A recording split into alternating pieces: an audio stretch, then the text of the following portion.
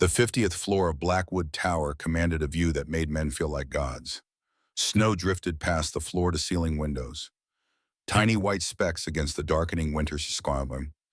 Michael Blackwood stood motionless at the edge of the balcony, one hand gripping the glass barrier, the other clutching a crystal tumbler of 18-year-old scotch.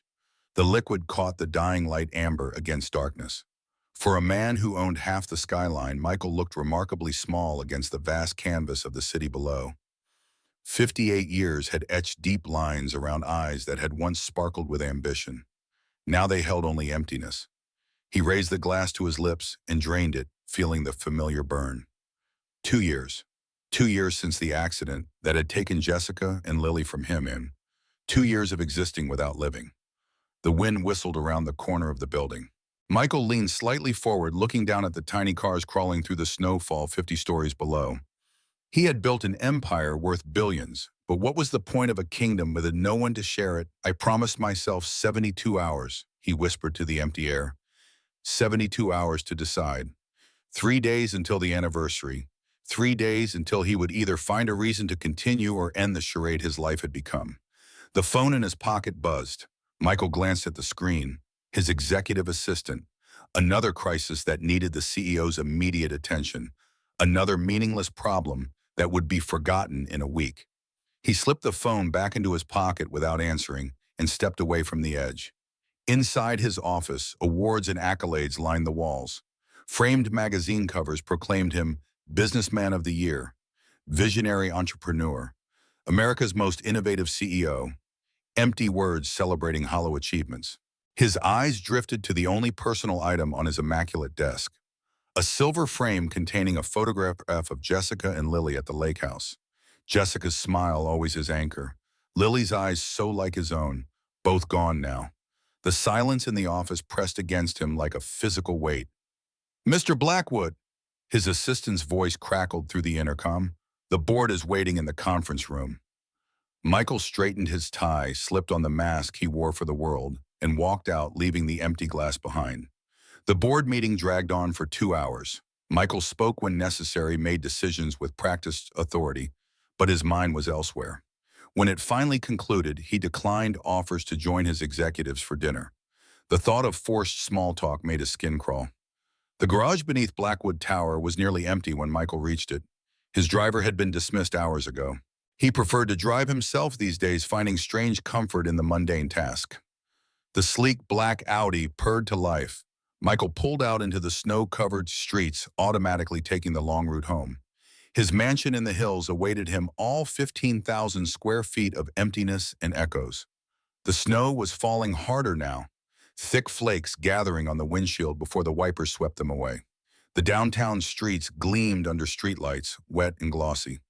Michael turned down an unfamiliar side street, a shortcut his GPS suggested to avoid traffic. The neighborhood changed abruptly. Run-down apartment buildings replaced sleek corporate towers. Windows glowed with cheap yellow light. People hurried along the sidewalks, hunched against the cold. Michael slowed the car, suddenly aware of how out of place his luxury vehicle must appear in this area. Through the curtain of snow, he noticed a small shape huddled against the wall of a building. Something about the stillness of the figure made him slow further. A child. A little girl no more than 6 or 7 years old crouched against the brick wall. She wore only a thin hoodie, the fabric dark with melted snow. Her feet were bare, pale against the gathering white. Even from a distance, Michael could see she was shivering violently. Without conscious thought, Michael pulled the car to the curb and killed the engine. For a moment, he sat frozen, wondering if he should call someone.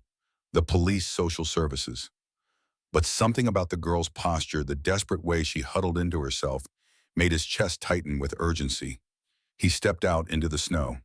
"Hey," he called softly, approaching slowly. "Are you okay?" The child flinched at his voice but didn't run.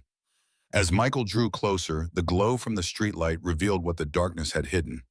Purple bruises marred her thin arms. A cut above her eyebrow had crusted with dried blood. Her lips were turning an alarming shade of blue. Her eyes, wide-eyed and dark with fear, locked onto his. For a terrible moment, Michael saw Lily in them. His daughter would have been about this age now. "I won't hurt you," he said, kneeling in the snow to appear less threatening. "You must be freezing. Can I help you?" The girl stared at him, her small body trembling, clutching something tightly to her chest. A stuffed rabbit, Michael realized. A pitiful thing with one ear missing and stuffing spilling from a torn seam. "What's your name?" he asked. Her lips moved, but no sound came. Then she swayed slightly, her eyelids fluttering. Michael moved instinctively, catching her as she slumped forward. She weighed almost nothing in his arms, a fragile collection of bones wrapped in cold, damp clothing. Heat radiated from her skin despite the freezing temperature. Fever. He carried her quickly to his car, laying her gently on the back seat. As he did, a folded piece of paper fell from her pocket. Michael picked it up, hesitating only a moment before unfolding it. The handwriting was childish but legible. "My name is Emma. If you find this, call this number. My aunt is trying to kill me." Below was a phone number scrawled in the same unsteady hand. Michael stared at the note, his breath catching. The girl, Emma, stirred weakly on the seat, clutching her ragged rabbit closer. In that moment, something shifted inside him. A sudden, fierce protectiveness he hadn't felt since Lily. He started the car and pulled away from the curb, glancing repeatedly at the small figure in his rearview mirror. The logical part of his brain told him to drive straight to the nearest hospital. Let professionals handle this. But the image of those bruises, the words on the note, made his hands tighten on the steering wheel.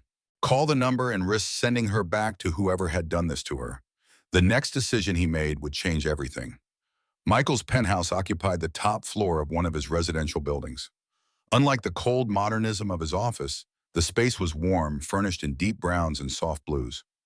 Jessica's touch was everywhere in the design, a fact that had made it unbearable for months after her death. He carried Emma inside her small form, bundled in his coat. Her breathing was shallow, her skin hot against his neck. He laid her carefully on the guest room bed, switching on the bedside lamp. In the soft light, her injuries looked even worse. Bruises of various ages mapped a history of abuse across her thin arms. The cut above her eye needed cleaning. Her dark hair was matted against her forehead with sweat. Michael grabbed the first aid kit from the bathroom and returned, setting about cleaning the wound as gently as he could. Emma stirred but didn't wake her fingers, never loosening their grip on the tattered rabbit. When he'd done what he could, Michael pulled a chair beside the bed and watched her breathe, his phone heavy in his hand. He should call someone. The police. A doctor. Someone who would know what to do. Instead, he found himself staring at the crumpled note. "My aunt is trying to kill me." Children could exaggerate, he knew that. But the bruises didn't lie. The fever. The bare feet in December. No exaggeration could explain those away. Emma's eyelids fluttered, then opened. For a moment, confusion clouded her face as she took in the unfamiliar surroundings. Then she saw Michael, and fear replaced confusion. She pushed herself up against the headboard, clutching the rabbit to her chest like a shield. "It's okay," Michael said softly, raising his hands to show he meant no harm. "You're safe here. My name is Michael." Emma's eyes darted around the room, seeking escape routes. "Where am I?" "My home. I found you on the street. You were very cold and you have a fever." She touched the bandage above her eye, wincing slightly. "Are you hungry?" Michael asked. "I can make you something to eat." Emma hesitated, then nodded slightly, her eyes never leaving his face. In the kitchen, Michael realized how ill-equipped he was for a child visitor. The refrigerator held little beyond basics. He managed to find bread, cheese, and milk, making a simple grilled cheese sandwich and warming the milk with honey. When he returned to the room, Emma had relaxed slightly, though she still watched him warily. She ate hungrily, holding the sandwich with both hands. Michael noticed faded burn marks on her wrists. "Emma," he said gently, "the note in your pocket. Can you tell me about your aunt?" The sandwich paused halfway to her mouth. Something shuddered in her eyes. "She said she'd find me if I told," she whispered. "She won't find you here," Michael assured her. "This place is very safe." Emma took another bite, chewing slowly. "She gets mad when she drinks. Or when she loses money. She says I cost too much." "The bruises," Emma nodded, her eyes downcast.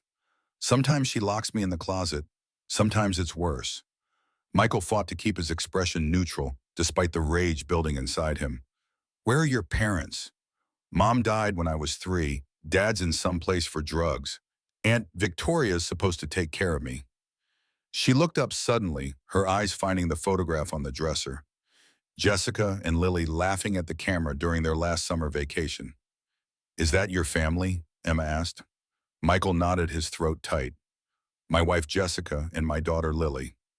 Where are they? They died. A car accident 2 years ago. Emma studied the photograph, then looked at Michael with an intensity that startled him. Sometimes the people who get hurt the most understand pain better than anybody else. The words hung in the air between them, astonishingly perceptive, coming from someone so young. Michael stared at her, momentarily speechless. I should take you to a hospital, he said finally. You need a doctor to look at you. Fear flashed across Emma's face. She'll find me there. She always does. Last time I told a teacher about the closet, she said I was lying. They believed her because she looks nice and talks nice. Please don't make me go back. The desperation in her voice cut through Michael like a knife. 2 days ago, he had been contemplating ending his life. Now he was responsible for someone else's. I promise I won't let anyone hurt you. He said, the words emerging before he could consider their full weight. But you need medical attention, and I need to tell the authorities what's happening to you. Emma looked down at her rabbit, stroking its remaining ear with her thumb. Will you stay with me? She asked in a small voice. Yes, Michael replied. I'll stay with you. In that moment, something shifted in the emptiness that had consumed him for 2 years. A spark, faint but unmistakable. Purpose. The emergency room at Mercy General was busy despite the late hour. Michael had called ahead, explaining the situation without giving too many details. Emma walked beside him, her hand clutching his tightly, her rabbit secure in her other arm. He'd found a pair of Lily's old slippers in storage and wrapped Emma in one of his sweaters. The clothing dwarfed her small frame, making her appear even more vulnerable. A triage nurse took one look at Emma and immediately ushered them into an examination room.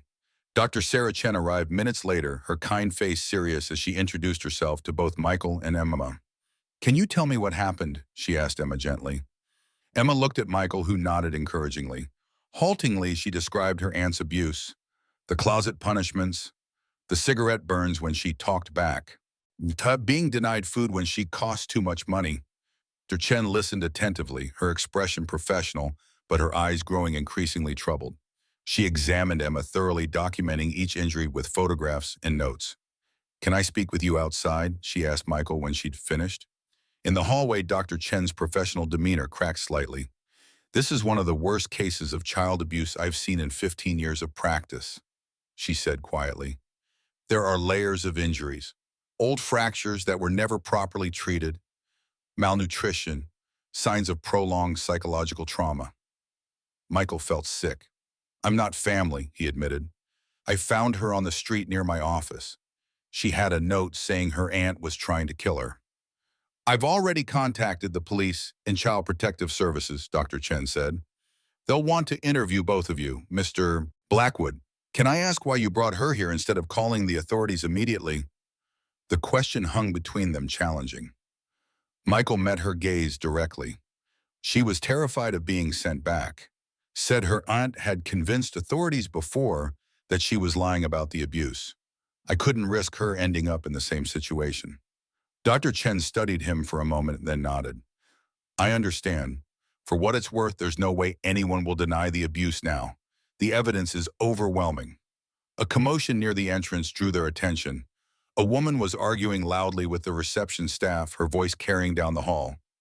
My niece, I'm telling you, someone took my niece. The police called me about finding her here. Michael tensed. Even from a distance, he could see the woman was attractive and well-groomed, dressed expensively.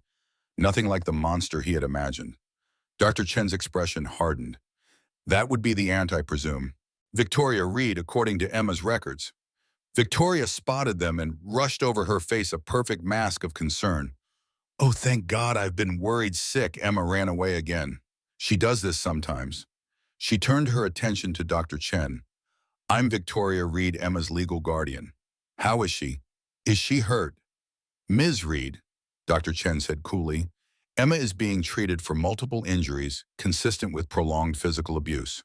Victoria's expression shifted seamlessly to shock and indignation. Abuse, that's absurd. Emma is troubled. She hurts herself sometimes for attention.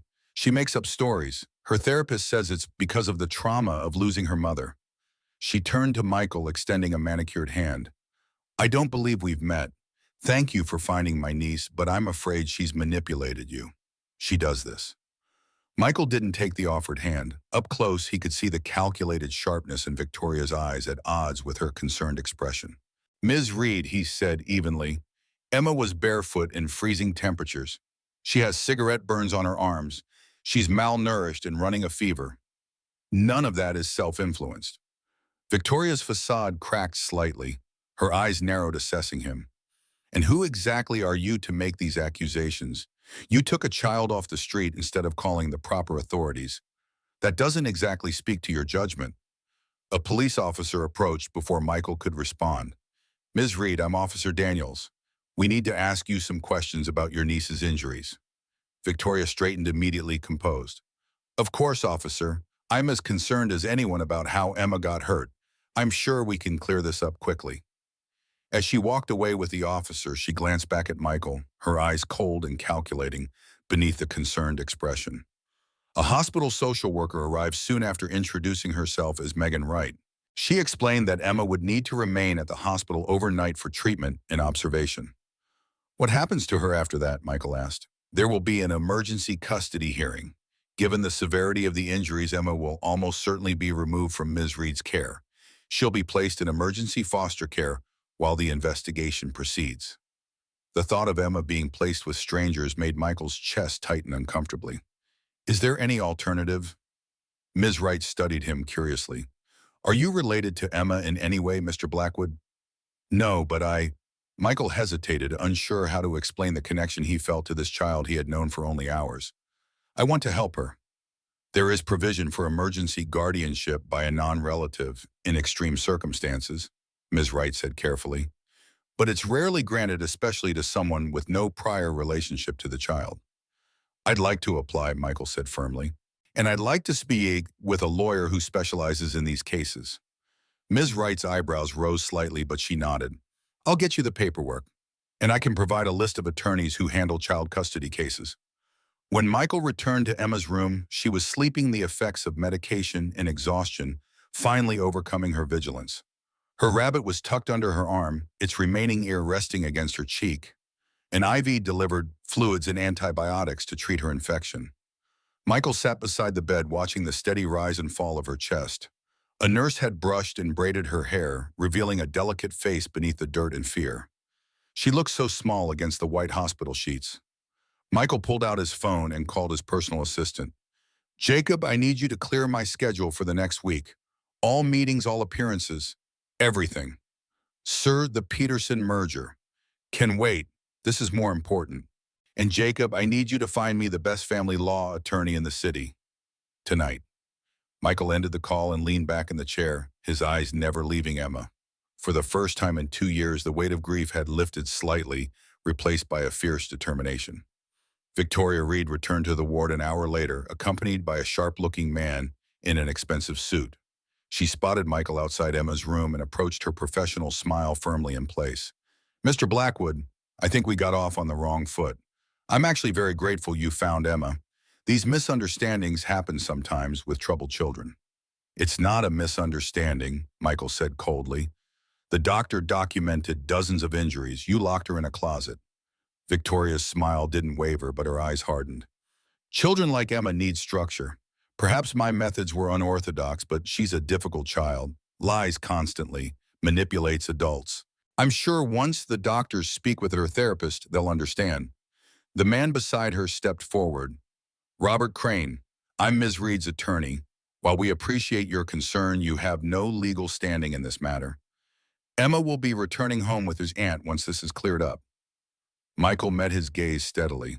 Emma isn't going anywhere with Ms. Reed. Not now, not ever. Victoria's mask slipped just for a moment. You have no idea who you're dealing with. I am her legal guardian. I have friends in this city, important friends. So do I, Michael replied quietly. And unlike you, I have nothing to lose. Victoria studied him, reassessing. Who are you? Michael Blackwood. Recognition flashed in her eyes, followed quickly by calculation. The Michael Blackwood, CEO of Blackwood Enterprises. The same. Victoria's smile returned wider now. Well, this changes things. Surely a man of your position understands the importance of family. Perhaps we can discuss this like reasonable adults. There's nothing to discuss. Emma stays where she's safe. Victoria's expression hardened. We'll see what the judge has to say about that. As she turned to leave, Michael noticed something fall from her purse. A casino chip.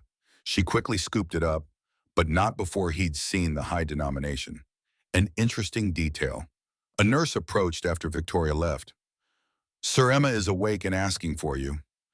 Emma was sitting up in bed when Michael entered the room, her eyes immediately fixed on his face, searching for reassurance. You came back, she said as if surprised. I told you I would, Michael replied, taking the seat beside her bed. How are you feeling? Better. The nurse gave me medicine for the fever.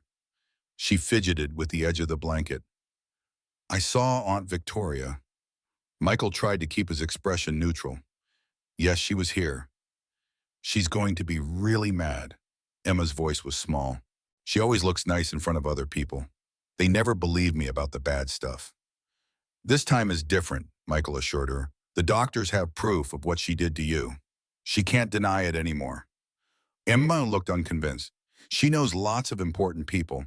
She always says nobody will believe me over her. Michael leaned forward, meeting her eyes directly.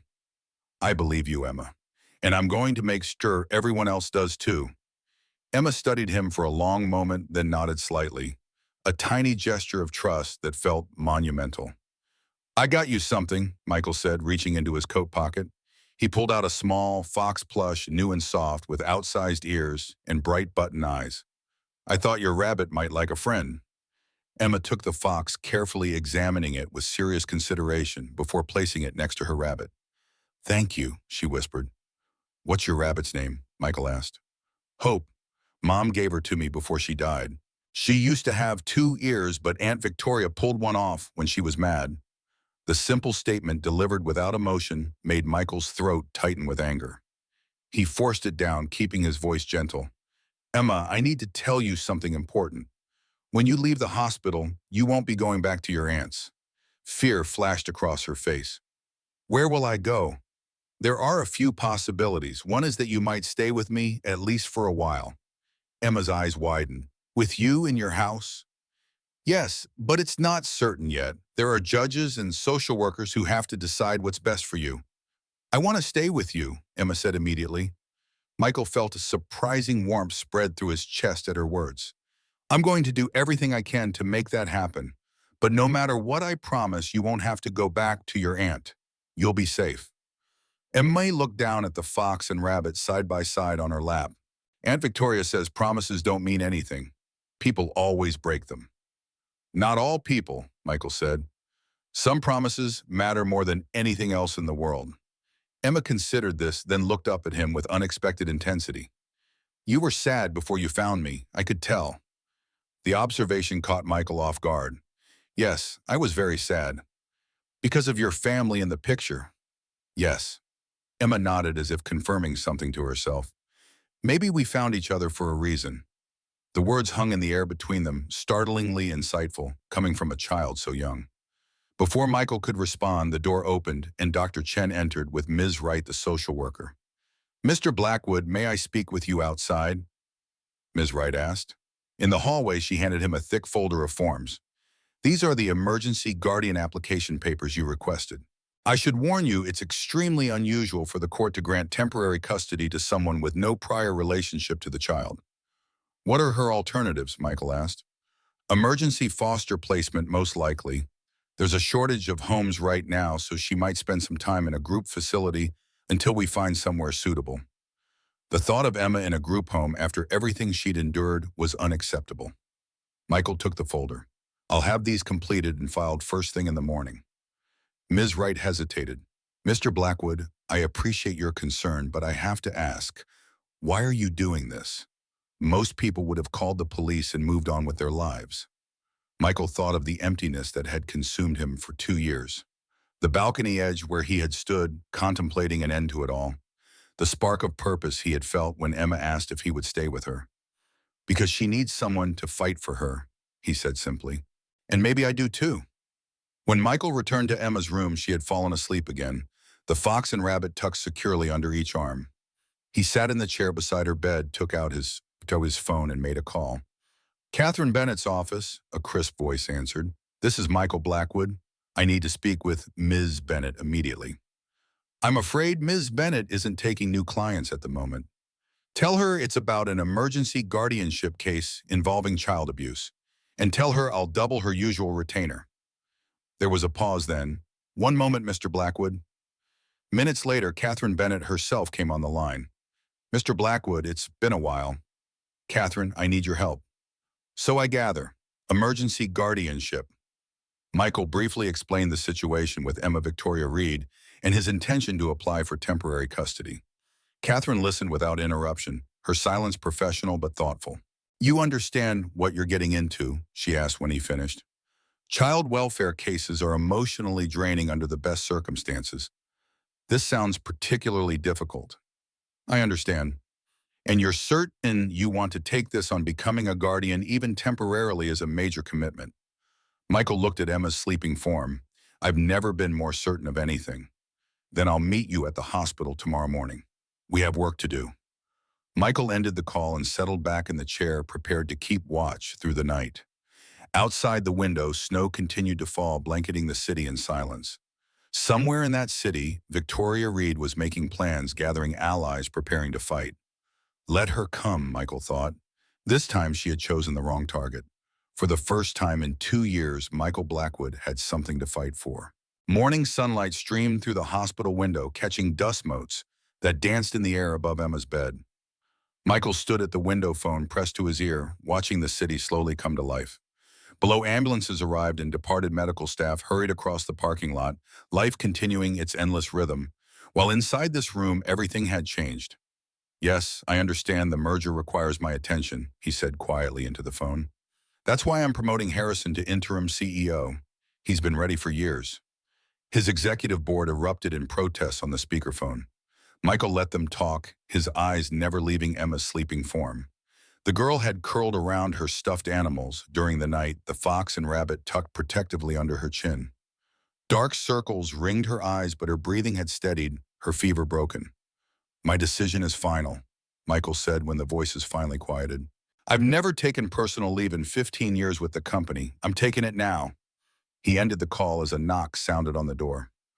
Catherine Bennett entered immaculately dressed in a tailored navy suit, her silver hair cut in a sharp bob that framed intelligent eyes. She carried a leather portfolio and a takeout tray with 2 coffees. I thought you might need this, she said, handing him a cup. You look like you haven't slept. I haven't, Michael admitted, taking the coffee gratefully. Catherine studied him with the penetrating gaze that had made her reputation as one of the city's most formidable attorneys. You realize what you're getting into. Michael nodded. I do. No, you don't, Catherine said bluntly. You think you do, but trust me, child welfare cases are never straightforward, especially when you're up against someone like Victoria Reed. Michael frowned. What do you know about her? Catherine placed her portfolio on the small table by the window. I made some calls this morning. Victoria Reed has friends in high places. She sits on several charity boards with Judge Henderson's wife. Henderson. Thomas Henderson, family court judge who will be presiding over the emergency custody hearing tomorrow. He's known for favoring family preservation even in cases with evidence of abuse. Catherine's expression was grim. And Victoria donates generously to his re-election campaigns. Michael's jaw tightened. So the system is rigged before we even begin. Not rigged, challenging. Catherine took a sip of her coffee. But I didn't build my reputation by backing down from a fight. We just need to be prepared. A small sound drew their attention to the bed. Emma was awake, watching them with wary eyes. Good morning, Michael said, gently moving to her side. How are you feeling? Emma's fingers tightened around her stuffed animals. Better. Her eyes darted to Catherine. This is Catherine, Michael explained. She's a lawyer who's going to help us make sure you don't have to go back to your aunt. Emma's gaze remained fixed on Catherine, assessing her with the caution of a child who had learned to be suspicious of adults. Did my aunt talk to the judge already? She asked in a small voice. Catherine's eyebrows rose slightly at the perceptive question. What makes you ask that? She always says she knows all the judges. Emma's voice dropped to a whisper. That's why nobody believes me. Catherine moved closer to the bed, her professional demeanor softening. Well, I know all the judges too, and I'm very good at making sure they hear the truth. Emma considered this, then asked, "Did you bring breakfast? I'm hungry." The simple request, so normal after the horror she had endured, made Michael's throat tighten. "I'll go find something for you," he said, grateful for the chance to compose himself. In the hospital corridor, Michael paused, leaning against the wall. The magnitude of what he was undertaking suddenly felt overwhelming. He was fighting not just Victoria Reed, but a system that might be stacked against them. And if he failed, Emma would pay the price. His phone buzzed with a text from Jacob, his assistant. "News vans outside your building. Someone leaked story about you and the girl. What do you want me to tell them?" Michael stared at the message. Of course. A billionaire CEO suddenly appearing with an abused child was bound to attract attention. Victoria was probably already spinning her version of events to the media. "No comment," he typed back, "and higher security for my penthouse. I don't want reporters ambushing us when we leave." The elevator doors opened, and Michael nearly collided with Dr. Chen. "Mr. Blackwood," she said, "I was just coming to find you. Emma's discharge papers are ready, but before you go, there's something I think you should see." She led him to a small conference room where a computer was set up. "We pulled Emma's medical records. This isn't her first hospital visit." Dr. Chen clicked through a series of files. 3 visits to emergency rooms in the past year. Broken arm reported as a fall from a tree. Concussion supposedly from falling off her bike. Second-degree burns on her hands from cooking accident. Each time different hospitals. "Hospital shopping," Michael said grimly, "to avoid raising suspicion." Exactly. And each time the attending physician noted concerns about potential abuse, but follow-up investigations were minimal. The notes indicate Victoria Reed was cooperative and concerned, and Emma didn't contradict her aunt's explanations. "She was terrified," Michael said. Dr. Chen nodded. "Children in these situations often are. But there's more." She opened another file. Emma's school counselor filed a report 6 months ago expressing concern about Emma's withdrawn behavior and unexplained absences. 2 weeks later, Emma was withdrawn from school. Victoria Reed claimed she would be homeschooling her. To isolate her, Michael said, anger burning in his chest. "Most likely. But here's what's strange. Each case was assigned to a different social worker, and each investigation was closed remarkably quickly, almost as if someone was making sure these reports didn't get proper attention." Michael's mind raced. "Can you print all of this? We need it for court." "Already done." Dr. Chen handed him a thick folder. "I've also included my complete examination findings and photographs of Emma's current injuries. Mr. Blackwood, in 15 years of practice, I've never seen a clearer case of systematic abuse. Whatever you need from me to keep that child safe, you have it." Michael thanked her and returned to Emma's room with both the medical records and breakfast from the cafeteria. Catherine was sitting beside the bed, listening intently as Emma explained something about her fox. "He's brave," Emma was saying. "That's why he watches over Hope, because Hope is scared a lot." "That sounds like a good team," Catherine said. "The brave one and the hopeful one." Emma nodded seriously, then brightened when she saw the food Michael had brought. As she ate, Michael showed Catherine the medical records. "This is exactly what we need," Catherine said quietly. "Clear documentation of a pattern of abuse. But there's still something troubling me about this case. The way the previous investigations were handled doesn't add up." A soft knock interrupted them. A nurse entered, followed by a tall, dark-haired woman in a crisp white coat. "Dr. Johnson wants to check Emma before discharge," the nurse explained. Michael frowned. "I thought Dr. Chen was handling Emma's case." The woman smiled professionally. "Dr. Chen asked me to do a final assessment. Standard procedure." Something in her manner set off warning bells in Michael's mind. He glanced at Catherine, who seemed equally suspicious. "May I see your hospital ID?" Catherine asked politely. The woman's smile faltered slightly. "Of course." She reached for her pocket, then suddenly lunged toward Emma. Michael moved instinctively, placing himself between the woman and the bed. The nurse shouted for security as Catherine grabbed the woman's arm. "Who sent you?" Michael demanded, his voice cold with fury. The woman struggled against Catherine's grip. "You have no idea what you're dealing with," she hissed. "Victoria will get her back. She always does." Security guards burst into the room, quickly restraining the woman. Emma had pressed herself against the headboard, clutching her stuffed animals, eyes wide with terror. "It's okay," Michael said, sitting beside her. "You're safe. I won't let anyone hurt you." Emma's small body trembled. "Aunt Victoria sent her, didn't she? She wants to take me back." Michael couldn't lie. "Yes, but she failed. And she'll keep failing because I'm not going to let her anywhere near you." Emma studied his face, searching for any sign of deception. "Promise?" "I promise." The words carried the weight of an oath. After the intruder had been taken away by hospital security, Chen arrived visibly shaken. "I'm so sorry. That woman isn't a doctor here. She somehow got a lab coat and ID badge. We're reviewing security footage now." "We need to get Emma somewhere safe," Michael said. "Is she cleared for discharge?" "Yes, everything's ready." Chen handed him a folder of papers. "I've included prescriptions and care instructions. Her physical wounds will heal quickly. The emotional ones will take longer." As they prepared to leave, a police officer arrived to take statements about the attempted abduction. Michael provided the details while Catherine kept Emma distracted. "We'll need to file a restraining order immediately," Catherine told Michael when the officer left. "This attempt shows Victoria is desperate and dangerous. It strengthens our case, but it also means she might try again." Michael nodded grimly. "My penthouse has security. We'll be safe there while we prepare for the hearing." Emma was quiet as they left the hospital, her small hand clutching Michael's tightly. She wore a new outfit Michael had sent his assistant to purchase. The jeans, pink sweater, and sneakers with light-up soles were worlds away from the tattered clothes she'd worn when Michael found her. In the back of Michael's car, Emma pressed her face to the window, watching the city pass by with solemn curiosity. "Is your house very big?" she asked suddenly. "Yes, but too empty," Michael replied honestly. "I think it's been waiting for someone like you to fill it with life again." Emma considered this. "Does it have a closet with a lock?" The question broke Michael's heart. "No locks on any closets," he assured her.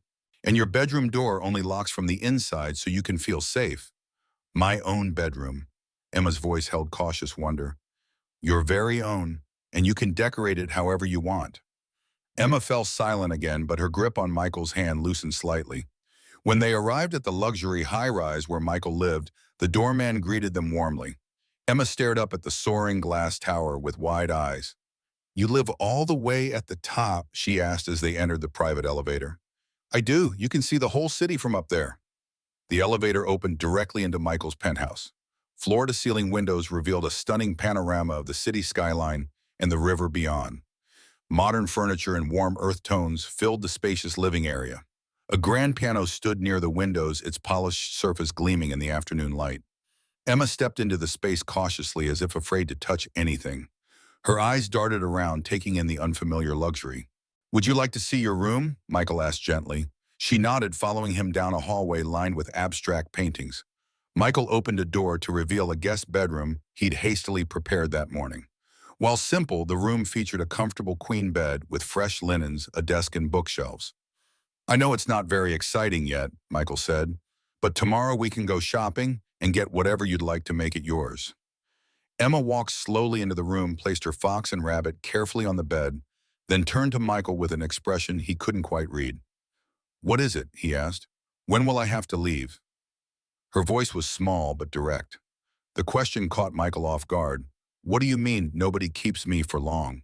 She stated it as a simple fact without self-pity. "I just want to know when." Michael knelt to meet her eyes. "Emma, I'm fighting to keep you here permanently. I can't promise what the judge will decide tomorrow, but I can promise I will never stop trying to keep you safe." Emma studied him with that unnervingly adult gaze. "Okay," she said finally. It wasn't agreement or belief, just acknowledgement of his words. The rest of the day passed in a quiet rhythm as Emma cautiously explored her new surroundings. Michael worked from home, reviewing the legal documents Catherine had prepared while keeping Emma within sight. He noticed how she tested boundaries, watching for his reaction when she touched things or opened doors. Each time he responded with gentle permission, he could see her relax incrementally. Catherine called in the early evening with news. "The restraining order has been filed. Victoria can't come within 500 feet of either of you." "Will that stop her?" Catherine's silence spoke volumes. "Be vigilant. She knows she's losing control of the situation. That makes her dangerous." After the call, Michael prepared a simple dinner. To his surprise, Emma asked if she could help. He set her up with safe tasks at the kitchen island, noticing how methodically she worked. "You've cooked before?" he asked. Emma nodded, carefully arranging tomatoes on a salad. "Aunt Victoria made me make her breakfast every day. If I did it wrong, she'd get mad." Michael kept his expression neutral, despite the anger that flared inside him. "Well, you're doing a perfect job with that salad." A small, proud smile crossed Emma's face, so brief he almost missed it. After dinner, Michael showed Emma how to use the television and let her choose a movie.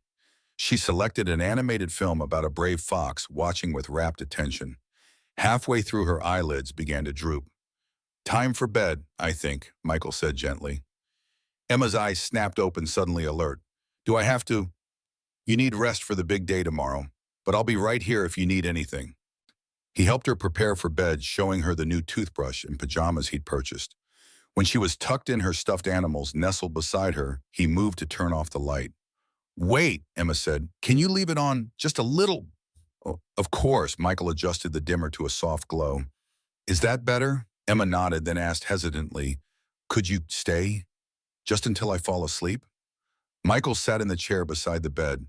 "I'll be right here." Emma watched him for a long moment, then closed her eyes. "Thank you for finding me," she whispered. "Thank you for being brave enough to be found," Michael replied. He stayed long after her breathing had deepened into sleep, watching over this child who had somehow broken through the wall of grief he'd built around his heart. Tomorrow they would face the first battle in what might be a long war. But tonight, for the first time in 2 years, Michael felt something like hope. Dawn broke over the city with a sky the color of bruises, purple and gray washing across the horizon. Michael stood at the window of his study, watching the sunrise with a cup of coffee cooling in his hand. He hadn't slept much, his mind cycling through strategies and contingencies for the day ahead. A small sound made him turn. Emma stood in the doorway in her new pajamas, hair tousled from sleep, clutching her fox.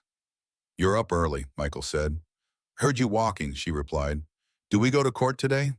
"Yes, Catherine will meet us here in a couple of hours." Emma's fingers tightened around her toy. "Will Aunt Victoria be there?" "Probably, but she won't be able to come near you." Emma's gaze dropped to the floor. She always looks nice in front of important people. She knows what to say to make them like her. "Catherine and I know the truth," Michael assured her, "and we have evidence to prove it." Emma looked unconvinced. "She's very good at lying. She practices in the mirror." The observation, delivered with such matter-of-fact certainty, gave Michael pause. Emma had spent years watching her aunt manipulate people. She'd learned to read the subtle cues most adults missed. "Emma," Michael said carefully, "would you feel brave enough to tell the judge what your aunt did to you?" Fear flashed across her face. She said if I ever told anyone, she'd hurt Hope. And then hurt me worse than before. Michael knelt to her level. "She can't hurt you or Hope anymore. But it's okay if you don't want to speak in court. Catherine and I will fight for you." Emma considered this, her small face solemn. "I'll try to be brave. Like Fox." After breakfast, Catherine arrived with a garment bag. "I thought Emma might like something special to wear today," she explained, revealing a simple but pretty blue dress with matching shoes. Emma touched the fabric reverently. "It's beautiful." While Emma changed, Catherine updated Michael on their strategy. "Judge Henderson is known for family reunification. He'll be looking for any reason to return Emma to Victoria. We need to overwhelm him with evidence." "What about the attempted abduction at the hospital?" "It helps our case, but Victoria will claim she had nothing to do with it. We need more." A knock at the front door interrupted them. Michael opened it to find Dr. Chen carrying a medical bag. "I hope you don't mind the early visit," she said. "I wanted to check on Emma before court." Michael welcomed her inside. "Thank you for coming." Dr. Chen smiled. "I'm not just here as Emma's doctor. I've been reviewing her previous hospital visits, and I found something concerning." She opened her bag and removed a file. The attending physician who treated Emma's broken arm noted that the injury was inconsistent with a fall from a tree. The break pattern suggested a twisting force. "We'll see, like someone grabbing and twisting her arm," Michael said grimly. "Exactly, but somehow that observation didn't make it into the final report. I contacted the doctor, and he insists he documented his concerns. Someone altered the official record. Catherine took the file, scanning it quickly. This is exactly what we need, evidence of a cover-up. Are you willing to testify today? Chen nodded firmly. Absolutely. I've also brought all of Emma's current medical records and photographs. Emma emerged from her room in the blue dress, her hair neatly brushed. She stopped short when she saw Dr. Chen. Hello, Emma, Dr. Chen said gently. You look very pretty today. Emma moved closer to Michael. Are you coming to court too? Yes, to tell the judge how brave you've been. Emma seemed to accept this, though she stayed close to Michael's side. As they prepared to leave, Michael's phone rang. The caller ID showed his security company. Mr. Blackwood, we've detected unusual activity on your home security system. Someone attempted to access the elevator override codes for the penthouse last night. Michael's blood ran cold. Were they successful? No, sir, our firewall blocked the attempt. We've implemented additional security measures, but I wanted to alert you. Thank you. Please keep the security team on high alert. Michael ended the call, his expression grim, as he explained the situation to Catherine and Dr. Chen. She's getting desperate, Catherine said. That's good for our case, but concerning for your safety. We should leave for court immediately. The county courthouse was an imposing structure of stone and glass, its steps already crowded with reporters when they arrived. Michael held Emma's hand tightly as they made their way through the press of bodies and cameras. Mr. Blackwood, is it true you're seeking custody of this child? Are the allegations of child abuse substantiated? Does this have anything to do with the loss of your family 2 years ago? Michael kept walking, his face a mask of determination as he guided Emma through the chaos. Inside, Catherine led them to a private conference room where they could prepare. The media attention isn't ideal, she said, closing the door on the noise outside. But it might actually help us. Judge Henderson will know this case is being watched closely. Emma sat quietly at the table, swinging her legs and clutching her fox, which Michael had insisted she bring for comfort. What will happen, she asked. Catherine sat beside her. The judge will listen to both sides. Victoria and her lawyer will tell their story, and we'll tell ours. The judge will look at all the evidence and decide what's best for you. What if he believes Aunt Victoria? Then we appeal, Michael said firmly. We don't give up. The door opened and a court officer appeared. They're ready for you in Family Court 3. The courtroom was smaller than Michael had expected, with warm wood paneling and subdued lighting. Judge Henderson, a stern-faced man in his 60s, sat behind the bench, reading through documents. Victoria Reed was already seated at one table with her attorney, a slick-looking man in an expensive suit. Victoria had transformed herself from the disheveled, angry woman at the hospital into the picture of respectable concern. Her hair was neatly styled, her makeup subtle, her gray suit conservative and appropriate. When she saw Emma, her face arranged itself into an expression of loving relief. Emma, sweetheart, she called, half rising. Emma shrank against Michael, her small body trembling.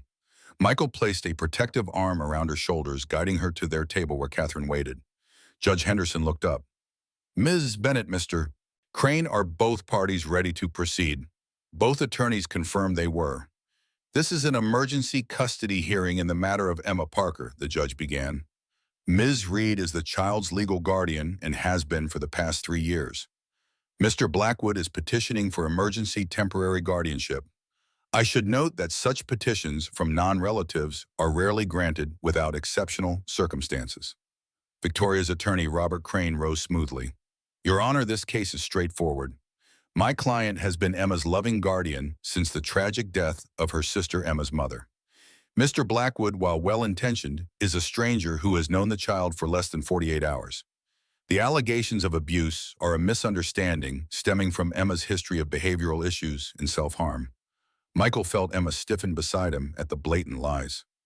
Catherine stood next. Your Honor, this case is indeed straightforward, but not in the way Mr. Crane suggests. We have overwhelming evidence that Emma has suffered systematic prolonged abuse at the hands of Victoria Reed. Evidence that includes medical records, photographic documentation, and eyewitness testimony from medical professionals. The judge nodded. Let's proceed with opening statements, then examine the evidence. Crane went first, painting Victoria as a devoted aunt who had sacrificed her own ambitions to care for her troubled niece. According to his narrative, Emma was a deeply disturbed child who fabricated stories and injured herself for attention, a behavior supposedly stemming from the trauma of losing her mother. Victoria dabbed at her eyes with a tissue as Crane described her tireless efforts to get Emma help, taking her to therapists and specialists. He explained away the hospital visits as the results of Emma's recklessness and self-destructive tendencies. My client acknowledges that she may have made mistakes in her approach to discipline, Crane concluded smoothly, but she has only ever acted out of love and concern for her niece's welfare. She is open to parenting classes and supervision if the court deems it necessary, but separating Emma from the only family she has known would cause irreparable psychological harm. Judge Henderson made notes, his expression unreadable. Thank you, Mr. Crane. Ms. Bennett, Catherine stood her presence commanding the room. Your Honor, the picture Mr. Crane has painted bears no resemblance to reality. The evidence will show that Victoria Reed has systematically abused Emma physically and emotionally for years. She has isolated her from school, and friends denied her medical care, inflicted injuries requiring hospital visits, and then manipulated the system to avoid consequences. She gestured to Dr. Chen. We have expert medical testimony confirming that Emma's injuries are consistent with inflicted trauma, not accidents or self-harm. We have documentation showing that previous reports of suspected abuse were mysteriously derailed or closed without proper investigation. And we have evidence that Ms. Reed attempted to abduct Emma from the hospital yesterday, violating hospital security protocols and putting Emma at risk. Victoria's face tightened almost imperceptibly, but Michael caught the flash of anger in her eyes. Most tellingly, Catherine continued, we have financial records showing that Ms. Reed has been using Emma's survivor benefits and state support payments, not for Emma's care, but to fund her gambling addiction. A murmur rippled through the courtroom. Victoria leaned urgently toward her attorney, whispering something. These are serious allegations, Ms. Bennett, Judge Henderson said. I'll need to see substantive evidence. We have it, Your Honor, Catherine assured him, returning to her seat. The hearing proceeded with Victoria taking the stand first. She presented herself as the picture of a concerned guardian, her voice breaking at appropriate moments as she described her struggles with Emma's behavioral issues. I've tried everything, she said tearfully. Therapy, medication, consistent discipline. Emma has deep-seated abandonment and issues from losing her mother. She creates these stories about abuse to get attention and to punish me when I set necessary boundaries. Crane guided her through prepared answers that explained away each injury in Emma's medical records. The broken arm happened when Emma climbed a tree after being told not to. The burns occurred when she deliberately grabbed a hot pan. The bruises were from falls or self-inflicted. When Catherine's turn for cross-examination came, her approach was surgical. Reed, you claim Emma's broken arm resulted from falling out of a tree. Were there any witnesses to this fall? Victoria shifted slightly. No, we were alone in the backyard. And the attending physician noted the break was inconsistent with a fall, but rather suggested a twisting force. How do you explain that? Victoria's composure slipped momentarily. Doctors make mistakes. Emma was hysterical and couldn't describe what happened clearly. Catherine moved on. You've stated that you use Emma's survivor benefits and state support payments for her care. Could you explain these bank records showing the withdrawals at the Golden Gate Casino immediately after each benefit deposit? Victoria's attorney objected vehemently, but the damage was done. As Catherine methodically dismantled Victoria's testimony, the woman's carefully constructed facade began to crack. Her answers became defensive, her tone sharper. When Dr. Chen took the stand, her testimony was devastating.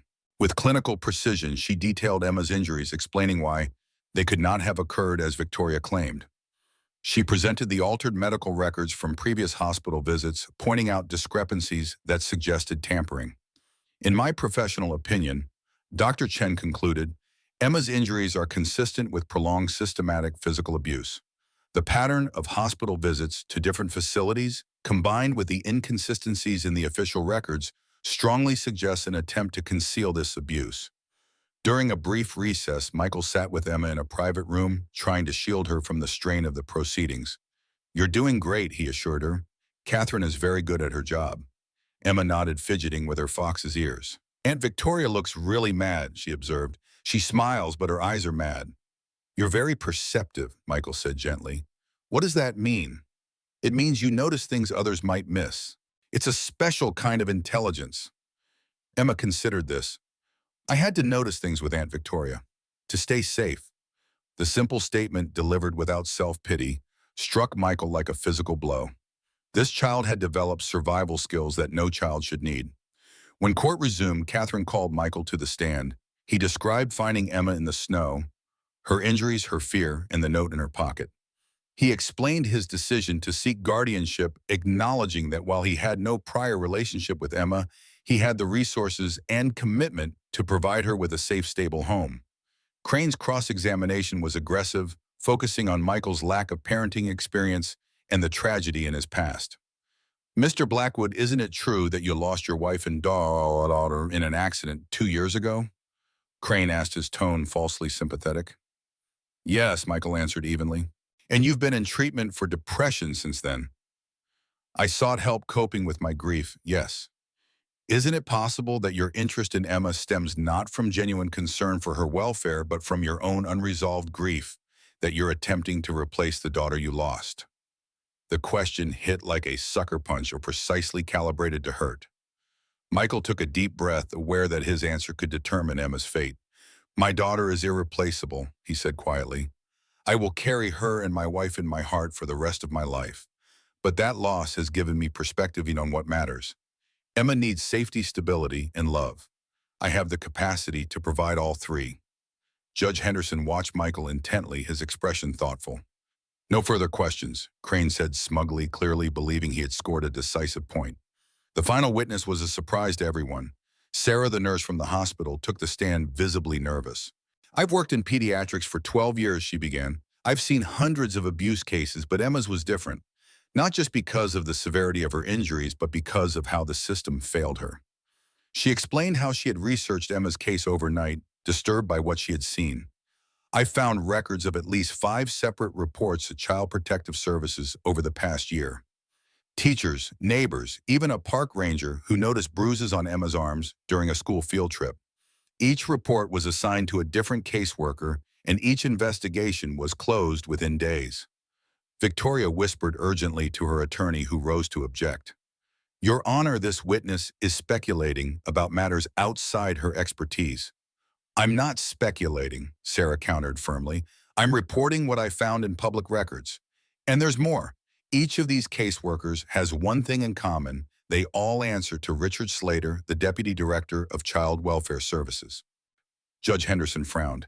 And the relevance of this, Sarah took a deep breath. Richard Slater and Victoria Reed have a personal relationship. I have photographs of them together at the Golden Gate Casino, where Miss Reed is a regular. The courtroom erupted in murmurs. Victoria's face had gone white with fury. That's a lie, she burst out, rising from her seat. She has no proof. I do actually, Sarah said calmly, removing a USB drive from her pocket. Security camera footage from the casino showing Ms. Reed and Mr. Slater together on multiple occasions, including immediately after Emma's cases were closed. Judge Henderson called for order. This is highly irregular. Ms. Bennett, did you know about this evidence? Catherine looked genuinely surprised. No, Your Honor. This witness came forward independently. The judge studied Sarah for a long moment. I'll review this evidence in chambers. This court will recess for 30 minutes. As the judge left, Victoria turned to glare at Michael and Emma. For a moment, her mask dropped, completely revealing such naked hatred that Michael instinctively moved to shield Emma. This isn't over, Victoria hissed as her attorney tried to calm her. You have no idea what you're dealing with. Michael met her gaze steadily. Neither do you. During the recess, Catherine huddled with Michael and Sarah, questioning the nurse about her evidence. I couldn't sleep after seeing Emma's case, Sarah explained. Something felt wrong about how quickly Victoria showed up at the hospital, how confident she was. I started digging through public records, then reached out to a friend who works security at the casino. When I saw the connection to Slater, I knew I had to come forward. Catherine looked troubled. This could change everything, but it's also dangerous. Slater has significant political influence. I don't care, Sarah said firmly. That little girl deserves justice. And when court resumed, Judge Henderson's expression was grave. Having reviewed the additional evidence, I find it concerning enough to warrant further investigation by the appropriate authorities. However, I must make a ruling on the immediate matter of Emma's custody. The courtroom fell silent as the judge continued. The evidence presented today paints a disturbing picture of systematic abuse and potentially corruption within the very systems designed to protect vulnerable children. Ms. Reed, while you maintain your innocence, the medical evidence and documentation of prior injuries simply cannot be dismissed or explained away. Victoria's face hardened as she realized which way the ruling was going. Mr. Blackwood, while your petition is unusual, given your lack of prior relationship with the child, your actions demonstrate a genuine commitment to Emma's welfare. The resources and stability you can provide are significant factors in my decision. Judge Henderson looked directly at Emma, his stern expression softening. Young lady, I'm very sorry for what you've endured. No child should ever experience such treatment, especially from those entrusted with their care. He straightened, addressing the court formally. I hereby grant temporary guardianship of Emma Parker to Michael Blackwood for a period of 60 days, during which time a full investigation will be conducted into the allegations against Victoria Reed and the handling of previous abuse reports. Ms. Reed, you are ordered to have no contact with Emma during this period. Victoria stood abruptly. This is outrageous. He's buying his way in. Ms. Reed, the judge interrupted sharply, I strongly advise you to control yourself. One more outburst and I'll hold you in contempt. Victoria subsided, her eyes burning with fury. Ms. Bennett, I expect regular updates on Emma's adjustment and well-being during the temporary guardianship period. A guardian ad litem will be appointed to make independent assessments. This court will reconvene in 60 days to determine permanent custody arrangements. With a final bang of his gavel, the hearing was concluded. Michael felt Emma's small hand slip into his squeezing tightly. He looked down to find her staring up at him, hope cautiously dawning in her eyes. Does this mean I can stay with you? She whispered. Yes, Michael said, his voice thick with emotion. For now and hopefully forever. As they gathered their belongings, Victoria pushed past her attorney and approached them, stopping just short of the distance specified in the restraining order. Enjoy your victory while it lasts, she said, her voice low and venomous. This is just the beginning. You think you know what happened to Emma. You don't know anything. Before Michael could respond, Victoria turned and strode from the courtroom, her attorney hurrying after her.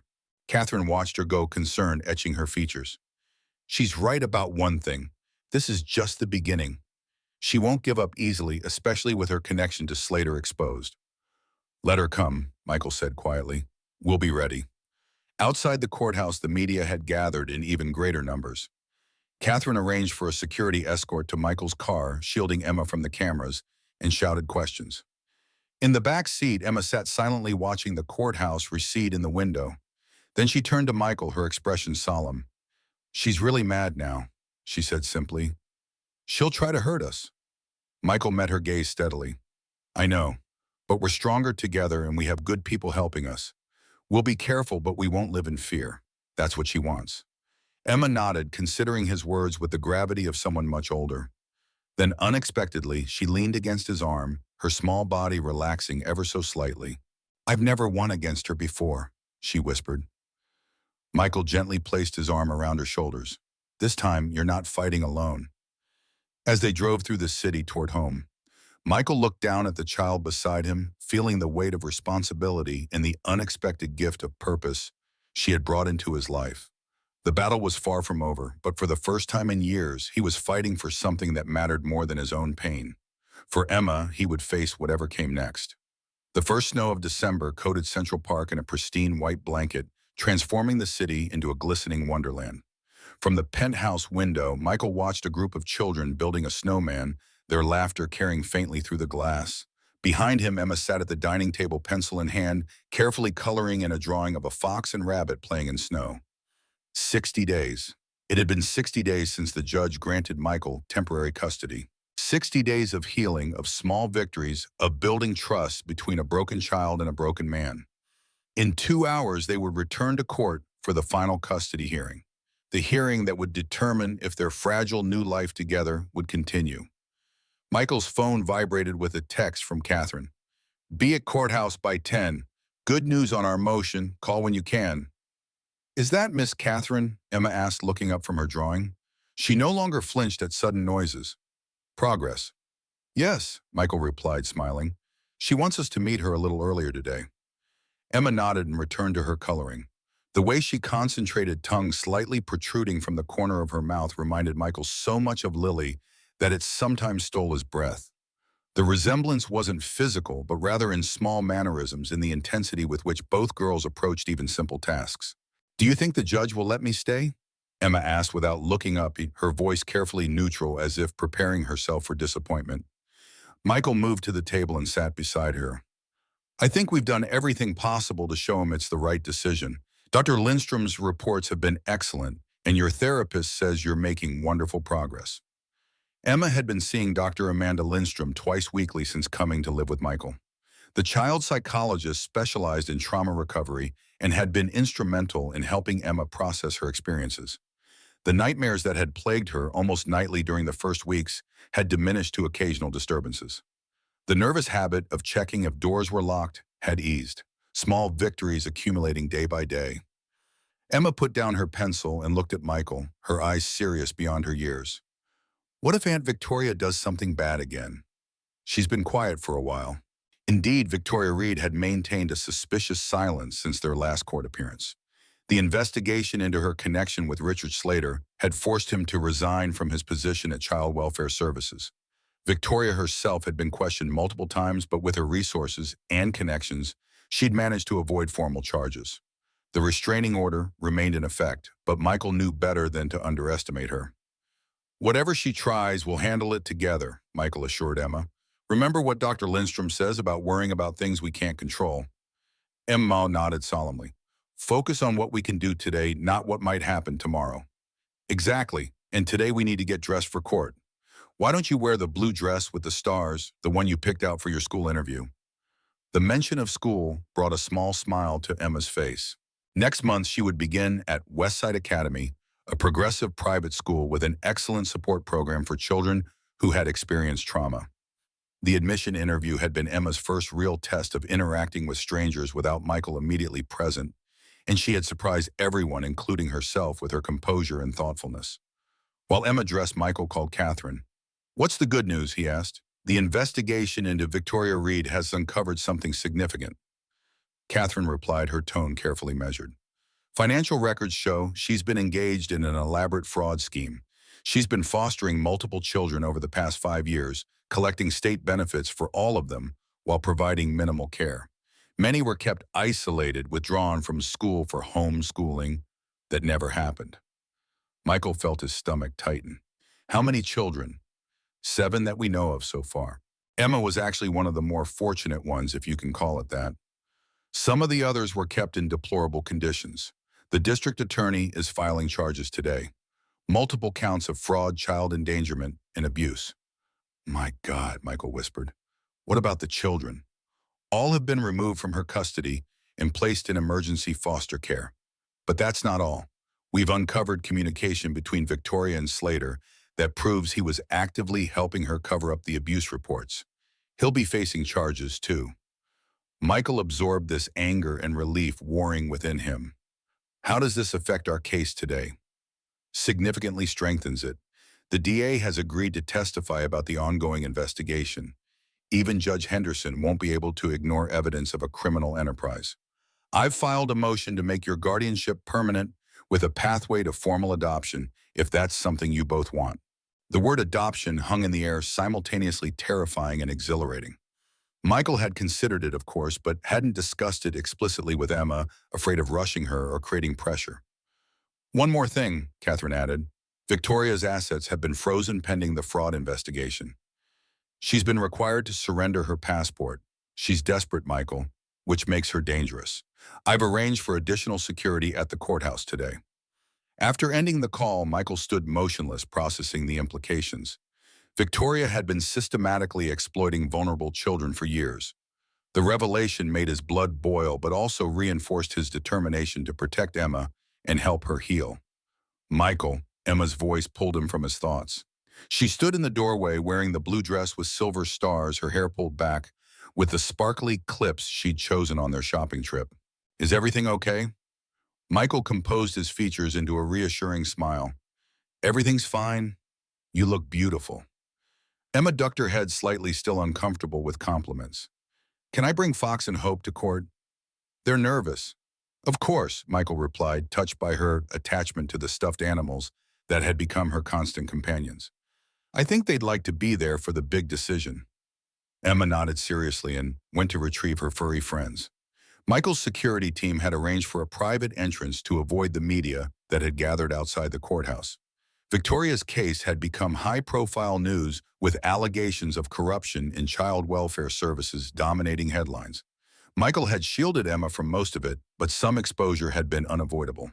Catherine met them in a small conference room, elegant as ever, in a charcoal suit, though the shadows under her eyes betrayed the long hours she'd been working. Emma, you look lovely, she greeted the child warmly. Are you ready for today? Emma nodded, clutching Fox and Hope to her chest. Is Aunt Victoria going to be there? Yes, but remember the rules. She can't approach you or speak to you directly. Emma's grip on her stuffed animals tightened slightly. I know. Catherine turned to Michael. The DA just called. They found evidence that Victoria was planning to leave the country. One-way ticket to the Cayman Islands booked for tomorrow morning. Michael's jaw tightened. She was going to run. It appears so, the judge has been informed. Michael glanced at Emma, who was pretending not to listen while smoothing Fox's fur. What about her lawyer? He asked quietly. Crane withdrew from the case yesterday. Conflict of interest, apparently. She has a public defender now. The rapid unraveling of Victoria's careful facade should have been satisfying, but Michael took no pleasure in it. His only concern was ensuring Emma's safety and well-being. When they entered the courtroom, Michael immediately spotted Victoria sitting alone at the defendant's table. Gone were the designer suits and perfect grooming. She wore a plain navy dress, her hair pulled back severely, her makeup minimal. But the calculating coldness in her eyes remained unchanged as she watched them enter. Judge Henderson called the court to order promptly at 10:30. This is the final hearing regarding guardianship of Emma Parker. I understand there have been significant developments since our last session. Catherine stood. Yes, Your Honor. The district attorney wishes to address the court regarding an ongoing investigation that directly impacts this case. District Attorney James Wilson approached a seasoned prosecutor with a reputation for tenacity. He outlined the investigation into Victoria Reed, detailing the fraud scheme and the evidence of systematic abuse of multiple children in her care. Ms. Reed was using these vulnerable children as a source of income, Your Honor, Wilson concluded. The state strongly opposes her regaining custody of any minor and supports Mr. Blackwood's petition for permanent guardianship of Emma Parker. Victoria's public defender, a young woman named Lisa Martinez, seemed overwhelmed by the case she'd inherited. Your Honor, my client maintains her innocence regarding these allegations. The investigation is ongoing and no formal conviction has been entered. Ms. Reed has been Emma's legal guardian for 3 years and has a prior relationship that Mr. Blackwood does not. Judge Henderson's expression remained impassive as he listened to both sides. When the attorneys had finished their opening statements, he turned to Dr. Lindstrom, who had been called to testify about Emma's progress. In your professional opinion, Dr. Lindstrom, what would be in Emma's best interest regarding custody arrangements, the judge asked. Dr. Lindstrom, a composed woman in her 50s with kind eyes and a no-nonsense demeanor, spoke clearly. Emma has shown remarkable progress in the 2 months she's been living with Mr. Blackwood. The stable, supportive environment has allowed her to begin processing her trauma in healthy ways. Her nightmares have decreased, her anxiety levels have diminished, and she's developing appropriate trust in caregivers.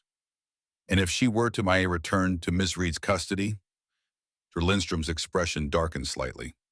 Based on the documented abuse and Emma's own accounts of her experiences, I believe returning her to Ms. Reed would cause severe psychological harm and potentially reverse all the progress she's made. It would likely result in complex post-traumatic stress disorder and potentially lifelong issues with trust in relationships.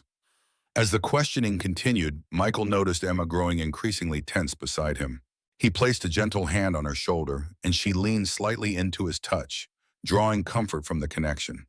When Victoria took the stand, her demeanor had shifted dramatically from their previous court appearance. Gone was the tearful, concerned aunt. In its place was a hard, defensive woman fighting for survival. Ms. Reed, Judge Henderson began, given the serious allegations against you and the evidence of systematic abuse. Why should this court consider returning Emma to your custody? Victoria straightened her shoulders. Those allegations are exaggerated. Your Honor, I've done the best I could with limited resources. Emma has always been difficult, prone to making up stories for attention. I'm her family. Mr. Blackwood is a stranger who's trying to buy himself a replacement for the daughter he lost. The cruel words hung in the air. Michael felt Emma go rigid beside him, her small hand finding his and squeezing tightly. That's not true, Emma whispered just loud enough for Michael to hear. You're not buying me. You're saving me. The simple statement delivered with such conviction moved Michael deeply. He squeezed her hand in response, unable to speak past the sudden tightness in his throat. Judge Henderson frowned at Victoria's accusation. Ms. Reed, I'll remind you to stick to facts, not speculation about Mr. Blackwood's motivations. The cross-examination revealed the extent of Victoria's deception. Financial records showed she had spent Emma's survivor benefits on casino gambling while providing minimal care. Medical records documented injuries inconsistent with her explanations. School records showed patterns of unexplained absences followed by withdrawal for homeschooling that educational assessments proved had never occurred. As the evidence mounted, Victoria's composure began to crack. Her answers became shorter, more hostile. When confronted with photographs of the conditions in which other foster children in her care had been found, she lashed out. Those brats were lucky I took them in. Nobody else wanted them. I gave them a roof, didn't I? What more did they expect? The outburst caused a murmur through the courtroom. Emma pressed closer to Michael, trembling slightly. It's okay, he whispered. She can't hurt you anymore. During a brief recess, Michael took Emma to a private room where she could have a moment to decompress. She sat quietly stroking Fox's ears, her face thoughtful. Michael, she asked suddenly, what happens after today if I get to stay with you? Michael knelt to her level. Well, we continue building our life together. You'll start at your new school in January. We'll keep seeing Dr. Lindstrom to help with the hard feelings, and we'll take each day as it comes. Emma nodded, considering this. And will I always be your ward? Is that the word? That's the legal term for now, Michael explained carefully. But down the road, if it's something we both want, there's another option called adoption. That would make you legally my daughter. But that's something we would talk about later when you're ready. There's no rush. Emma's eyes widened slightly. You would want that to be my dad. The question caught Michael off guard with its directness and vulnerability. Emma, I would be honored to be your dad, but only if and when you are ready for that. This is your journey too. Emma studied his face intently, searching for any sign of insincerity. Finding none, she nodded once, a decisive little motion. I'll think about it. When court resumed, Judge Henderson called Emma to his chambers for a private conversation. Michael watched her walk away, back straight, stuffed animals clutched tightly, his heart swelling with pride at her courage. While they waited, Catherine leaned over to Michael. You've done an extraordinary job with her these past 2 months. The transformation is remarkable. She's done all the hard work, Michael replied. I've just provided a safe space for her to heal. Don't underestimate your role, Catherine said softly. That safety, that consistency you've provided, it's everything to a child who's never had it. 20 minutes later, Emma returned from the judge's chambers, her expression unreadable.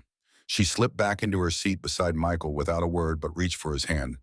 Judge Henderson followed, settling back behind the bench. His stern expression had softened somewhat. Having reviewed all evidence and testimony, including my private conversation with Emma, I'm ready to render my decision regarding permanent custody. The judge paused, surveying the courtroom. Ms. Reed, the evidence of neglect and abuse is overwhelming and disturbing. Your actions have caused significant harm to multiple children entrusted to your care. This court finds you wholly unfit as a guardian. Victoria's face hardened, her fingers gripping the edge of the table until her knuckles whitened. Mr. Blackwood, the judge continued, turning to Michael, when you first petitioned this court for emergency guardianship, I had serious reservations. Such arrangements with non-relatives are unusual and often problematic. However, the evidence presented over these past 60 days has been compelling. You have provided Emma with stability, appropriate medical and psychological care, educational opportunities, and most importantly, a safe environment in which to begin healing from her trauma. Judge Henderson glanced down at Emma, his expression gentling further. Young lady, I want to thank you for your honesty in our conversation today. Your insights were very helpful. Emma nodded solemnly. It is the finding of this court that permanent guardianship of Emma Parker be granted to Michael Blackwood, with provisions for adoption proceedings to begin if and when both parties determine they wish to pursue that option. The judge signed the document before him with a flourish. Additionally, the restraining order against Victoria Reed is extended indefinitely. Ms. Reed is prohibited from any contact with Emma Parker or approach within 500 feet of her residence school or any location where she may be present. The bang of the gavel punctuated his decision. Michael felt Emma's hand tighten in his, heard her soft exhale of relief. Victoria stood abruptly, her face contorted with fury. This isn't over, she hissed, glaring at Michael. You think you've won? You have no idea what's coming. Ms. Reed, Judge Henderson warned sharply, I suggest you compose yourself. Given the pending criminal charges against you, further outbursts will not serve your interests. The two court officers moved to flank Victoria, who seemed to realize the precariousness of her situation. With a final venomous glance at Michael and Emma, she allowed herself to be escorted from the courtroom. In the sudden quiet that followed her departure, Emma turned to Michael. It's really over, she whispered. Yes, he assured her, gathering her into a gentle embrace. You're staying with me, for good. Emma's arms wrapped around his neck, her small body relaxing against him as if a great weight had been lifted. Can we go home now? Home. Such a simple word, yet so profound. Absolutely. Let's go home. Outside the courthouse, a light snow had begun to fall again, dusting their shoulders as they emerged. Catherine walked with them to the car, reviewing final details and next steps. The DA will keep us informed about the criminal case, she explained, but that's separate from the custody matter, which is now officially settled. She smiled at Emma. Congratulations, both of you. As their driver pulled away from the curb, Emma pressed her face to the window, watching the snowflakes swirl and dance in the December air. Michael, she asked without turning. Yes. Can we get a Christmas tree? A real one that smells like pine? The simple request, so normal, so childlike after the intensity of the morning, made Michael's heart swell. Of course, we can go this afternoon if you'd like. Emma nodded, still watching the snow. I've never had a real Christmas tree before. Aunt Victoria said they were too messy and expensive. Well, we'll get the biggest, messiest one we can find, Michael promised, earning a small giggle that felt like a precious gift. Back at the penthouse, Emma changed from her court clothes into comfortable leggings and a sweater, her movements lighter, less guarded. While Michael prepared lunch, she sat at the kitchen island drawing with intense concentration. What are you working on? He asked, placing a sandwich in front of her. Emma carefully turned her drawing to face him. It showed three figures standing in front of a house covered in snow. Two tall figures flanked a smaller one in the middle, all holding hands.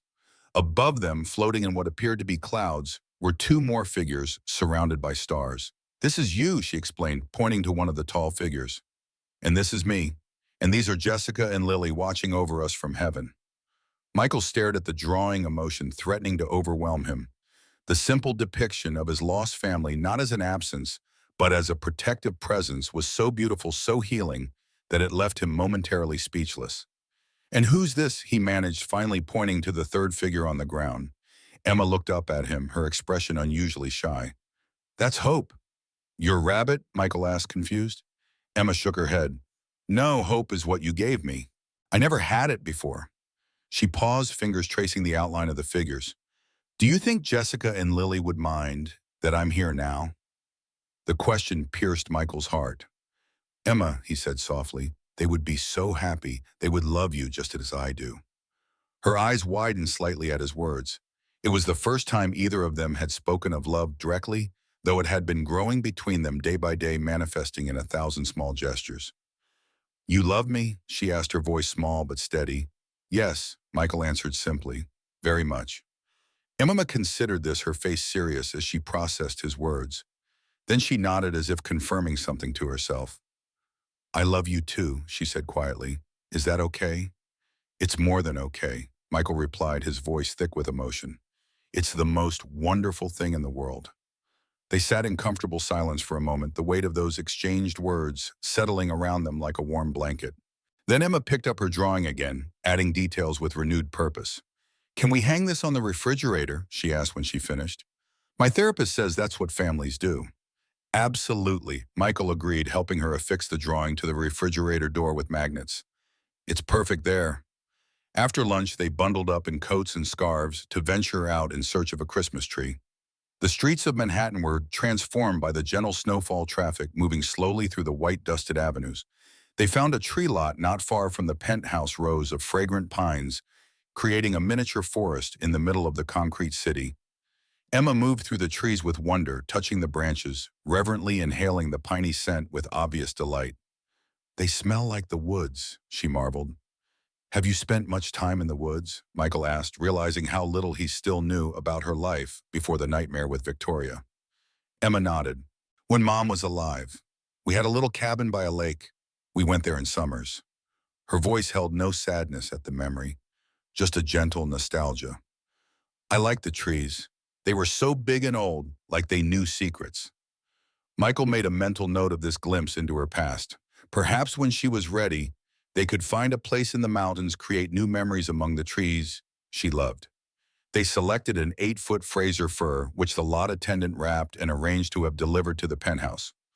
On the way home, they stopped at a department store to buy ornaments, lights, and other decorations, Emma growing increasingly animated as they filled their cart. "Can we make popcorn strings?" she asked excitedly. "I saw that in a book once." "We can make anything you want," Michael assured her. "This is your Christmas to design." By evening, the tree stood majestically in the corner of the living room, filling the penthouse with its earthy fragrance. They had spent hours decorating stringing lights, hanging ornaments, and yes, threading popcorn onto string to drape around the branches. Now they sat on the sofa admiring their handiwork while sipping hot chocolate topped with tiny marshmallows. "It's the most beautiful tree in the whole world," Emma declared with conviction. "I think you're right," Michael agreed, watching her more than the tree, savoring the contentment on her face. Emma yawned, the emotional and physical exertions of the day catching up with her. "Will it still be here tomorrow?" she asked, an echo of old insecurities in her voice. "It will be here every day until after New Year's," Michael promised. "And we'll get another one next year, and the year after that, and every year." Emma nodded, satisfied with this assurance of continuity. "I should put Fox and Hope to bed. They're very tired from court." Michael watched as she gathered her stuffed animals and headed toward her room. At the doorway, she paused and turned back. "Michael." "Yes. Thank you for finding me that night." Before he could respond, she disappeared down the hallway, leaving him alone with the glow of the Christmas tree and a heart fuller than he had believed possible again. That night, after Emma was asleep, Michael stood at the window of his study looking out at the city lights twinkling through the falling snow. He thought of the journey that had brought them to this moment, from the edge of despair to the beginning of healing, from strangers to family. On his desk sat the paperwork Catherine had left, the first steps toward formal adoption, if they chose that path. Behind him lay a small box containing a silver locket he'd had made with space for photos of both Emma's mother and his own lost family, a tangible connection between their past and their future together. Two broken souls finding wholeness in each other. It wasn't a miracle or magic, but something more profound. The simple, transformative power of love, freely given, of second chances embraced. Michael turned from the window and moved to his desk, opening a drawer to retrieve the photograph he kept there, taken on Lily's last birthday. Jessica's smile bright and loving, Lily's eyes dancing with mischief and joy. For so long, looking at them had brought only pain, a reminder of all he had lost. Now something had shifted. The grief remained, would always remain in some form, but alongside it had grown something new: gratitude for what they had shared and hope for what might still be possible. "I think you would approve," he whispered to the photograph. "I think you would love her too." Setting the picture carefully back in its place, Michael switched off the desk lamp and headed to bed. Tomorrow would bring new challenges, new joys, new steps on their journey together. For the first time in 2 years, he looked forward to waking up to seeing what the day might hold. In her room, Emma slept peacefully. Fox and Hope tucked securely under her chin, her breathing deep and even. No nightmares disturbed her rest tonight. Outside, the snow continued to fall, covering the city in a clean white blanket, erasing old tracks and creating a fresh canvas for new footprints in the morning. 1 year later, on a bright spring day, Michael and Emma stood before a judge in family court. The formal adoption process, which had progressed at Emma's pace, was finally complete. As the judge pronounced them legally father and daughter, Emma beamed up at Michael, her face radiant with happiness. "It's official now," she whispered, squeezing his hand. "Forever family." "Forever family, Bum," Michael agreed, his heart too full for more words. Outside the courthouse, a small celebration awaited them. Catherine, Sarah from the hospital doctor, Lindstrom, Emma's teachers, and new friends from school all gathered to mark this milestone. Among them stood a new addition to their support network, a young woman named Claire, a social worker, who had been instrumental in helping other children rescued from Victoria's network of exploitation. As Emma darted off to receive congratulations and hugs, Claire approached Michael. "The last of the children has been placed in a permanent home," she reported quietly. "All 7 have found families who are committed to helping them heal." "And Victoria?" Michael asked. 20 years, Claire replied with satisfaction. "The judge made an example of her, and Slater got 15 for his role in the cover-up. The system failed these children once, but it finally delivered justice." Michael nodded, watching Emma laugh with her friends from school. In the years since the custody hearing, she had blossomed. The nightmares had become rare, replaced by dreams she eagerly recounted over breakfast. Her academic progress had surprised even her teachers once her natural intelligence was given room to flourish. She had made friends, joined a junior art club, started taking swimming lessons. The healing wasn't complete, might never be fully complete, but the progress was remarkable. They still saw Dr. Lindstrom monthly, working through issues as they arose, building resilience and coping skills. But increasingly, their focus had shifted from recovery to growth, from surviving to thriving. "Dad," Emma was called, beckoning him over. "Come see the cake Sarah brought." "Dad." The word still gave him a jolt of joy each time she used it, which was now all the time. She had started calling him Dad 6 months after the custody hearing, after a particularly meaningful therapy session where they had discussed the concept of chosen family. "Coming, sweetheart," he called back, moving to join the celebration.